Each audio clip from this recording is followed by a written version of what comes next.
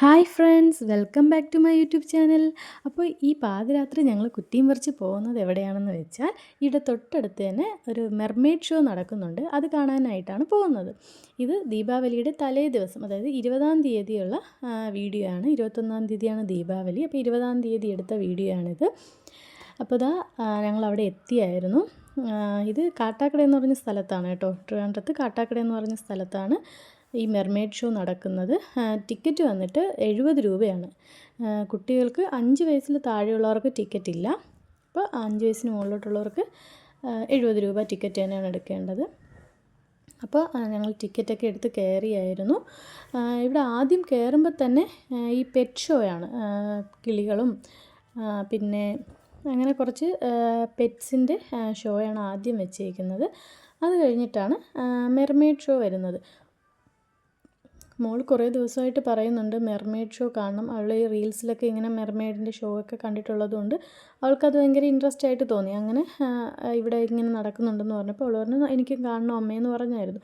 അപ്പോൾ ഇവിടെ ട്രിവാൻഡ്രത്ത് ഇപ്പോൾ കുറേ ദിവസമായിട്ട് ഈവനിങ്ങിൽ നല്ല മഴയാണ്. അപ്പോൾ കുറേ ദിവസം കൊണ്ട് വിചാരിക്കുന്നു പോകണമെന്ന്. പക്ഷേ പോകാൻ പറ്റിയില്ല. മഴ കാരണം നമുക്ക് പോകാൻ പറ്റിയില്ല. അങ്ങനെയാണ് എന്തായാലും ഇപ്പോൾ അവധിയല്ലേ, 20-ഉം 21-ഒക്കെ അവധിയാണ്. ദീപാവലിയുടെ തലേ ദിവസം ആകുമ്പോൾ ഇച്ചിരി ലേറ്റായി വന്നാലും പിറ്റേന്ന് രാവിലെ ഇച്ചിരി താമസിച്ച് എണീറ്റാൽ മതിയല്ലോ. അങ്ങനെയാണ്. പിന്നെ 20-ാം തീയതി മഴയും ഇല്ലായിരുന്നു. അങ്ങനെയാണ് ഞങ്ങൾ 20-ാം തീയതി പോയത്. പക്ഷേ അത്രയും 70 രൂപയ്ക്ക് അത്രയും വെർത്താണോ എന്ന് ചോദിച്ചാൽ അവിടെ പ്രത്യേകിച്ചൊന്നും കാണാനില്ലായിരുന്നു. ഈ പെറ്റ്സിൻ്റെ ഷോയും പിന്നെ മെയിനായിട്ട് മെർമെയ്ഡ് ഷോയാണ്. പക്ഷേ മെർമെയ്ഡ് ഷോ കാണാൻ ഇവർക്ക് ഒരു പ്രോപ്പറായിട്ടുള്ളൊരു ഇതില്ലായിരുന്നു, അറേഞ്ച്മെൻറ്റ്സ് ഇല്ലായിരുന്നു മെർമെയ്ഡ് ഷോ കാണുന്നതിനായിട്ട്. അത് നിങ്ങൾക്കിപ്പോൾ ആ ഷോ കാണുമ്പോഴുള്ള വീഡിയോ കാണുമ്പോൾ മനസ്സിലാവും. നല്ല തിക്കും തിരക്കും ഉണ്ടായിരുന്നു. ഈ പെറ്റ് ഷോ ഒന്നും കാണാൻ വലിയ തിരക്കൊന്നുമില്ല, ജസ്റ്റ് കണ്ടങ്ങ് നമുക്ക് പോവാം. പക്ഷേ മെർമെയ്ഡ് ഷോയുടെ അവിടെ എത്തിയപ്പോൾ നല്ല തിരക്കുണ്ടായിരുന്നു. നമുക്ക് നിൽക്കാൻ പറ്റാത്തത്ര തിരക്കും പിന്നെ ഫാനൊക്കെ ഉണ്ടായിരുന്നെങ്കിലും നല്ല ചൂടായിരുന്നു. അങ്ങനെ കുഞ്ഞുങ്ങളെയും കൊണ്ട് ഒരുപാട് സമയമൊന്നും അവിടെ അങ്ങനെ നിൽക്കാൻ പറ്റത്തില്ല. ഇവരുടെ പ്രോപ്പർ ആയിട്ടുള്ള അറേഞ്ച്മെൻറ്റ്സ് ഇല്ല എന്ന് പറഞ്ഞതിന് കാരണം ഇവർ ഈ ഫ്രണ്ടിൽ കാണുന്നവരെ ഇവർ മാറ്റുന്നില്ല. ജസ്റ്റ് മൈക്കിൽ കൂടെ അനൗൺസ് ചെയ്യുന്നുണ്ട്, പക്ഷേ അവർ അല്ലാതെ മാറ്റുന്നില്ല. അപ്പോൾ ഇവർ തന്നെ ഈ ഫ്രണ്ടിലോട്ട് നിന്ന് കാണുന്നതിനായിട്ട് ഇങ്ങനെ പൊക്കോണ്ടിരിക്കുകയാണ്. അപ്പോൾ ഈ ബാക്കിൽ നിൽക്കുന്നവർ ബാക്കിൽ തന്നെയാണ് നിൽക്കേണ്ടത്. അങ്ങനെ അത് നല്ല ബുദ്ധിമുട്ടായിരുന്നു. അതുകൊണ്ട് ഞങ്ങൾ മോളെയും കൊണ്ടൊക്കെ പോയതല്ലേ, നല്ല തിരക്കും ഉണ്ടായിരുന്നു, ചൂടുമായിരുന്നു. പക്ഷേ മോൾക്കത് ഫ്രണ്ടിൽ ചെന്ന് നിന്ന് കാണണമെന്നുണ്ടായിരുന്നു. പിന്നെ നമുക്ക് അത്രയും ഇതില്ലാത്തതുകൊണ്ട് ഞങ്ങളൊരു 3 റൗണ്ടൊക്കെ ഇവർ മാറുമെന്ന് കരുതി കാത്തു നിന്നു. അതിനുശേഷം പിന്നെ ഞങ്ങൾ ഉള്ള വീഡിയോ ഒക്കെ എടുത്തിട്ട് ഇങ്ങ് പോയായിരുന്നു. ഇവിടെ മറ്റേ ഇഗ്വാന പാമ്പിനെയൊക്കെ ഇങ്ങനെ ദേഹത്തിട്ട് അങ്ങനെയൊക്കെ വീഡിയോ എടുക്കുന്നതുണ്ടായിരുന്നു കേട്ടോ. അതിനൊക്കെ പ്രത്യേക റേറ്റാണ്. അപ്പോൾ ഇതാണ് മെർമെയ്ഡ് ഷോ. ഇത് ഒരു 5 മിനിറ്റ് ഉണ്ടാവും. അത് കഴിഞ്ഞിട്ട് കുറച്ച് സമയം കഴിഞ്ഞിട്ട് വീണ്ടും അങ്ങനെയാണ് വെക്കുന്നത്. അപ്പോൾ ഈ 5 മിനിറ്റ് കണ്ടവർ മാറാതെ തന്നെ ഇങ്ങനെ ഫ്രണ്ടിൽ നിൽപ്പുണ്ട്. ഇവർ തന്നെ വീണ്ടും നിന്ന് കാണുന്നു. വീണ്ടും ഈ ബാക്കിലുള്ളവർക്ക് കാണാൻ പറ്റുന്നില്ല. അത് അവിടുത്തെ കോർഡിനേഷൻ്റെ പ്രശ്നമാണ്.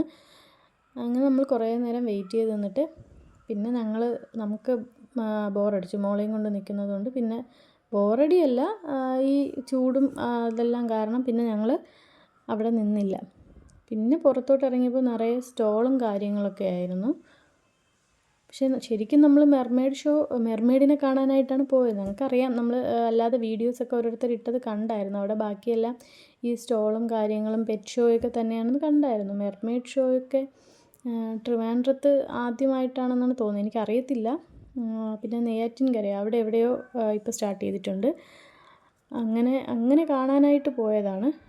പക്ഷേ നല്ലോണം കാണാൻ പറ്റിയില്ല. അത് കഴിഞ്ഞിട്ട് നമ്മൾ പുറത്തോട്ട് ഇറങ്ങിയപ്പോൾ പിന്നെ ഒരുപാട് സ്റ്റോളും കാര്യങ്ങളൊക്കെ ഉണ്ടായിരുന്നു. പക്ഷേ ഒരു സാധനവും മോൾ വാങ്ങാൻ സമ്മതിച്ചില്ല. മോൾ വാങ്ങാൻ സമ്മതിക്കാത്തതല്ല, ഞാനിങ്ങനെ വീഡിയോ എടുക്കാൻ പോകുമ്പം അവൾ വന്ന് നിന്നിട്ട് അത് വേണം ഇത് വേണം. അവളെ കൊണ്ടിറങ്ങിയാൽ അങ്ങനെയാണ്, കുഞ്ഞു മക്കളെ കൊണ്ടിറങ്ങുമ്പോൾ അങ്ങനെയല്ലേ. പക്ഷെ നമുക്കെല്ലാം അങ്ങനെ മേടിച്ചു കൊടുക്കാൻ പറ്റത്തില്ലല്ലോ. അങ്ങനെ വീഡിയോ എടുക്കാൻ പോകുമ്പോൾ അവൾ ഓരോന്ന് എടുക്കും, അത് വേണമെന്ന് പറയും, വാശി പിടിക്കും. ഞാനതവിടെ പിടിച്ച് വെച്ചിട്ട് വരും. അങ്ങനെ കുറേ വാശിയൊക്കെ കഴിഞ്ഞിട്ട് പിന്നെ അവസാനം അവൾക്ക് പോപ്കോൺ വേണമെന്ന് പറഞ്ഞു. അങ്ങനെ പോപ്കോൺ സ്പൈസി പോപ്കോൺ വേണമെന്ന് പറഞ്ഞപ്പോൾ പിന്നെ അത് മേടിച്ചു കൊടുത്തു. അങ്ങനെ പോപ്കോണിൽ അവളെ ഒതുക്കി. അങ്ങനെ പോപ്കോണൊക്കെ മേടിച്ചു കൊടുത്തു. അത് കഴിഞ്ഞിട്ട് പിന്നെ നമ്മൾ ഒരുപാട് സ്റ്റോളും കാര്യങ്ങളൊക്കെ തന്നെയായിരുന്നു. ഇതൊക്കെ കണ്ടില്ലേ, ഈ പണ്ട് കാലത്തെ നമ്മുടെ സ്വീറ്റ്സൊക്കെയാണ്. നാരങ്ങ മുട്ടായി, ജീരക മുട്ടായി, ജോക്കർ മുട്ടായി, സിഗരറ്റ് മുട്ടായി, അങ്ങനെ ഒരുപാട് മുട്ടായികളൊക്കെ ഉണ്ടായിരുന്നു. ഗ്യാസ് മുട്ടായി, ഇഞ്ചി മുട്ടായി.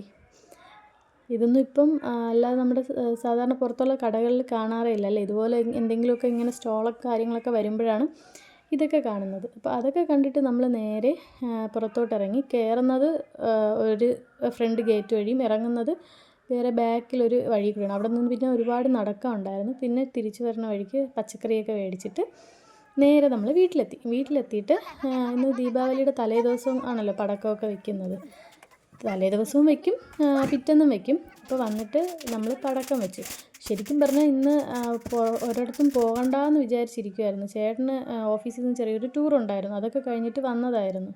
അപ്പോൾ ഒരിടത്തും പോകണ്ടെന്ന് വിചാരിച്ചിരുന്നപ്പോൾ പിന്നെ മോളുടെ വാശി കാരണമാണ് പിന്നെ നമ്മൾ മെർമെയ്ഡ് ഷോ കാണാൻ പോയത്.